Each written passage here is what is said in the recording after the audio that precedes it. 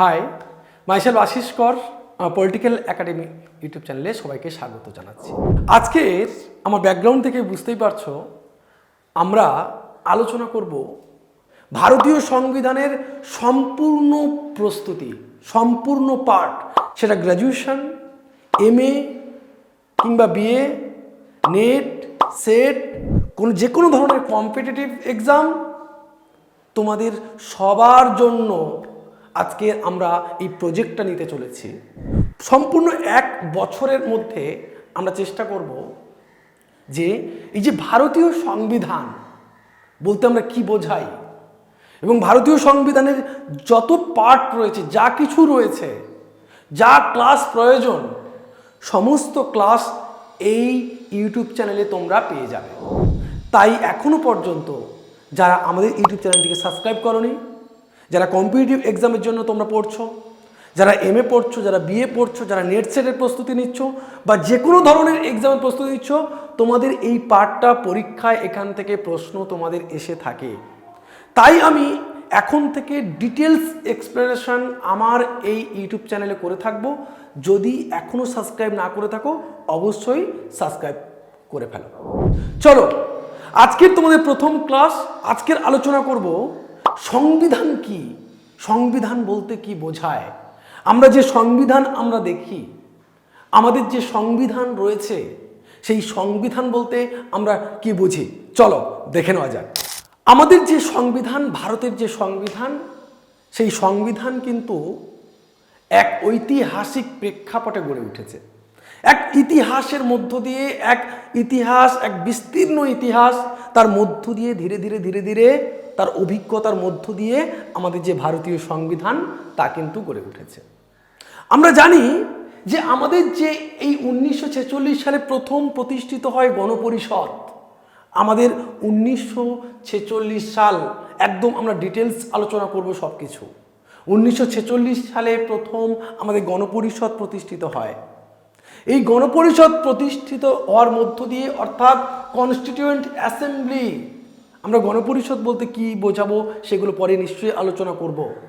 তার মধ্য দিয়ে আমরা সেখানে 1949 সালে 26শে নভেম্বর আমরা সংবিধান গৃহীত হয়। ভারতের সংবিধান গৃহীত হয় কত সালে? 1949 সালে 26শে নভেম্বর। আর প্রকৃত প্রস্তাবে কার্যকরী হয়, গৃহীত হলো 1949 সালে 26শে নভেম্বর, আর প্রকৃত প্রস্তাবে কার্যকরী হয় কত সালে? কার্যকরী হয় 1950 সালের 26শে জানুয়ারি। যে 26শে জানুয়ারি তোমরা পালন করে থাকো প্রজাতন্ত্র দিবস হিসেবে। এরও ইতিহাস রয়েছে। আমি আমার এই ইউটিউব চ্যানেলে সব বিষয়টা নিয়ে আলোচনা করব। 1950 সালে 26শে জানুয়ারি সংবিধান কার্যকর হচ্ছে।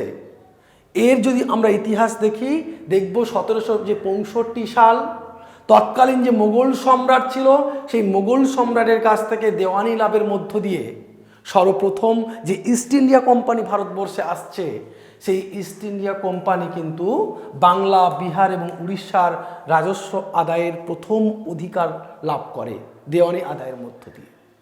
ধীরে ধীরে আস্তে আস্তে কোম্পানির শাসন থাকে। কোম্পানির শাসন থেকে কিভাবে ধীরে ব্রিটিশ শাসন প্রবেশ করে এবং ব্রিটিশ শাসনকালের পরবর্তীকাল থেকে ধীরে অনেকগুলো আইন, অনেকগুলো কানুন, তার মধ্য দিয়ে ধীরে ধীরে কিভাবে এই 1765 সাল থেকে 1949 সালের এই যে জার্নি, ভারতীয় সংবিধান গঠিত হওয়ার, সেই ঐতিহাসিক প্রেক্ষাপটটা নিয়েও আলোচনা করব। চলো তাহলে আমাদের ভারতের সংবিধান বলতে কি বোঝায়, সংবিধানের ধারণাটা আমরা একটু জেনে নিই। শুধু ভারতের নয়, সমগ্র দেশে যে সংবিধান রয়েছে, মূলত সংবিধান বলতে কি বোঝায় একটু জেনে নেওয়া যায়। সংবিধান বলছে, সংবিধান হলো একটি রাষ্ট্র তথা জাতীয় ভূখণ্ডের সর্বোচ্চ আইন। একদম প্রথমে বলছে, দেখো আমরা যে সংবিধান করে থাকি, বিধিবদ্ধ করে থাকি, কিছু ক্ষেত্রে লিখিত, কিছু ক্ষেত্রে অলিখিত। আমাদের ভারতবর্ষেও যেটা অনেক ক্ষেত্রে রয়েছে। এই যে সংবিধান, সেটা হচ্ছে কি, সেটা হচ্ছে রাষ্ট্র তথা আমাদের যে জাতীয় ভূখণ্ড রয়েছে তার হচ্ছে একদম সর্বোচ্চ আইন বলা যেতে পারে সংবিধান। সংবিধানের মধ্য দিয়ে যা কিছু লেখা থাকে, যা কিছু আমরা মেনে চলি তাকে আমরা আইন বলে মনে করি। সংবিধানের মধ্য দিয়ে আমাদের যে ভারতীয় যে সংবিধান তোমরা দেখবে, তাকে সেখানে যেখানে যা লেখা আছে তার মধ্য দিয়ে আমরা চলারও চেষ্টা করি। তাই ভারতীয় সংবিধানকে বলা হচ্ছে, বা যে কোনো ধরনের সংবিধানকে আমরা বলা হচ্ছে সর্বোচ্চ আইন। সেটা সংবিধানে যে বিধিবদ্ধভাবে যেটা লেখা রয়েছে সেটাই হচ্ছে একটা সর্বোচ্চ আইন। দ্বিতীয় বলছে সংবিধান বলতে কি বোঝায়? সংবিধানের মধ্যে একটি রাষ্ট্রের শাসন ব্যবস্থা, প্রকৃতি, কার্যপদ্ধতি, গঠনগত কাঠামো ইত্যাদি বিষয়গুলো প্রতিফলিত হয়। যে সংবিধান, সেই সংবিধানের মধ্য দিয়ে একটা রাষ্ট্রের প্রকৃতি কেমন হবে, সেটা কি ফেডারেল হবে বা যুক্তরাষ্ট্রীয় হবে, সেটা কি এককেন্দ্রিক হবে, সেটা কি টোটালিটারিয়ান হবে, বা সেটা কোন ধরনের শাসন ব্যবস্থা প্রতিষ্ঠিত হবে, সেই ব্যবস্থাটা বোঝা যায় সংবিধানের মধ্য দিয়ে। তার যে কার্যপদ্ধতি, কিভাবে সে কাজ করবে, একটা রাষ্ট্র কাজ কিভাবে করবে, ধাপের পর ধাপ যে কাজ কর্মগুলো রয়েছে সেটা কে নির্ধারিত করে? সেটা নির্ধারিত করে দেয় সংবিধান।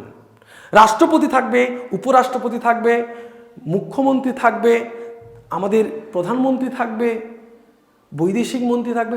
সমস্ত যে এই যে কাঠামোগুলো, কার্যপদ্ধতিগুলো, কিভাবে একটা দেশ পরিচালিত হতে পারে, কিভাবে একটা দেশ পরিচালনার জন্য তৈরি হতে পারে, সেটাও কিন্তু সংবিধান আমাদের বলে দেয়। সেখানে বিভিন্ন ধারাতে বিভিন্ন রকমভাবে সংবিধান একদম বিস্তৃতভাবে সেখানে বর্ণনা করে, এবং আমাদের একটা দেশের কার্যপদ্ধতি যে বিবরণ, কিভাবে কাজ করবে না করবে, কিভাবে পরিচালিত হবে একটা রাষ্ট্র, সেটাও সংবিধানের মধ্যে থাকে। এবং গঠনগত কাঠামো, কিভাবে কি গঠিত হবে, কি গঠন করা হবে, সেগুলোও কিন্তু সংবিধানের মধ্য দিয়েই গড়ে ওঠে। তারপরে কি বলছে? সংবিধান হলো নাগরিকদের অধিকার, স্বাধীনতা সংরক্ষণ ও সরকারের ক্ষমতা সীমাবদ্ধ রাখার একটা বৈধ প্রাতিষ্ঠানিক উপায়। সংবিধান তাহলে কি? সংবিধানের মধ্য দিয়ে কি হচ্ছে? সংবিধান হচ্ছে নাগরিকদের অধিকার এবং স্বাধীনতা সংরক্ষণ করে থাকে। নাগরিকদের যে অধিকার, নাগরিকদের যে স্বাধীনতা, সেগুলোকে সংবিধান সংরক্ষণ করে রাখায়, সেগুলোকে সংবিধান সংরক্ষণ করে রাখতে পারে। কিভাবে? না, সংবিধানের যে লেখাগুলো থাকে, সংবিধানের যে অধিকারগুলো দেওয়া থাকে, সেগুলো বাস্তবে মানুষরা সেগুলো পেয়ে থাকে।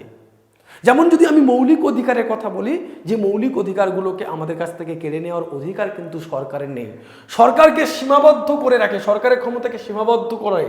সরকার চাইলে আমাদেরকে শোষণ করতে এরকম পারবে না। তাই যাতে আমাদের অধিকারগুলো সরকার কেড়ে না নিতে পারে, সেখানে সংবিধান আমাদেরকে ক্ষমতা দেয়, সংবিধান আমাদেরকে স্বাধীনতা দেয়, সেগুলো থেকে আমাদেরকে অধিকার দেয়, সেগুলো পাওয়ার। আমরা যে সমস্ত অধিকার পেতে পারি, যে সমস্ত স্বাধীনতা আমাদের পাওয়া দরকার, সেগুলো সংবিধানের মধ্য দিয়েই প্রতিফলিত হয়। এটাই হচ্ছে সংবিধান। তারপরে কি বলছে? সংবিধান কর্তৃক একটি জাতির অভ্যন্তরীণ জীবনের মূল নীতিগুলি নির্ধারিত হয়। একটা জাতি কিভাবে পরিচালিত হবে, কিভাবে গড়ে উঠবে, তার লক্ষ্য কী হবে, সেটাও কিন্তু সংবিধান দ্বারাই নির্ধারিত হয়। কি বলছে? সংবিধানের মধ্যে রাষ্ট্রের সরকার, সরকারের বিভিন্ন বিভাগ, বিভিন্ন বিভাগের মধ্যে পারস্পরিক সম্পর্ক, তাদের কার্যপদ্ধতি এবং তাদের ক্ষমতার সীমাবদ্ধতা, এই বিষয়ে উল্লেখ করা থাকে।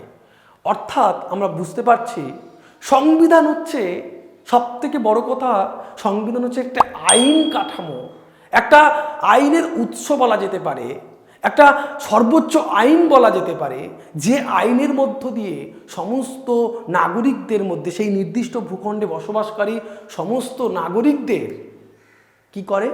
সমস্ত নাগরিকদের স্বাধীনতাকে সুরক্ষিত করে, অধিকারকে সুরক্ষিত করে রাখার একটা পন্থা, একটা পদ্ধতি, যাকে সর্বোচ্চ আইন বলে আমরা মেনে থাকি, যার মধ্য দিয়ে পুরো রাষ্ট্র ব্যবস্থা পরিচালিত হয়, পুরো রাষ্ট্র কাঠামো পরিচালিত হয়, পুরো দেশের শাসন ব্যবস্থা পরিচালিত হয়। আর এটা নিয়ে আমাদের তৈরি হচ্ছে ভারতীয় শাসন ব্যবস্থা। এই ভারতীয় শাসন ব্যবস্থা কিভাবে গড়ে উঠেছে, ভারতীয় শাসন কাঠামো কিভাবে এগিয়ে চলেছে, ভারতীয় যে সংবিধান, সেটা নিয়ে আমরা পরের দিন থেকে আলোচনা করতে থাকবো। ভিডিওটি ভালো লাগলে অবশ্যই অবশ্যই লাইক করবে, বন্ধুদের মধ্যে শেয়ার করবে। আজ থেকে তোমাদের ক্লাস শুরু হলো, একদম ডিটেলস এক্সপ্লেনেশন থাকবে আমার এই ইউটিউব চ্যানেলে। ইন্ডিয়ান পলিটি সম্পূর্ণ পার্টটা আমরা এই ইউটিউব চ্যানেলে করে থাকবো, একদম প্রথম থেকে পুরো এভলিউশন থেকে সংবিধানের আমরা সম্পূর্ণ ধারা থেকে কোন কোন কেসগুলো হচ্ছে, গুরুত্বপূর্ণ পার্টগুলো, সংবিধান সংশোধন সম্পূর্ণ, বিশেষ করে কম্পিটিটিভ এক্সাম যারা পড়ছে খুব উপকৃত হবে। নেট স্টেট সমস্ত সাবজেক্টের জন্য আশা করি তোমরা উপকৃত হবে। ভিডিওটি ভালো লাগলে অবশ্যই তাহলে শেয়ার করো, আর দেরি নয় বন্ধুদের মধ্যে জানিয়ে দাও আমাদের ইউটিউব চ্যানেলে ক্লাস শুরু হয়ে গেছে। থ্যাংক ইউ, ভালো থাকবে সবাই।